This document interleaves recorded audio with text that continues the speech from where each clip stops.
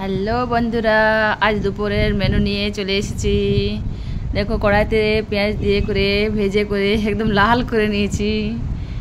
তারপরে চিকেনটা দিয়ে দিলাম। চিকেনটা ভালো করে কষাতে শুরু করেছি। কষানো হয়ে গেল। এবার টমাটো দিয়ে করে আরও ভালো করে কষিয়ে একটু নমক দিয়ে দিলাম, হলদি, যেসব মশলা পড়ে বাস।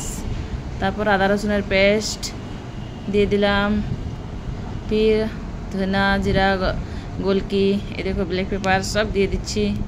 আর বাস ভালো করে মাংসটা কষাবো। ফির এখন রেড চিলি পাউডার একটু দিয়ে দিচ্ছি কালারের জন্য। চিকেন মশলাও দিচ্ছি। অনেকটা চিকেন তো, তার জন্য দুটো আমাকে চিকেন মশলা দিতে হয়।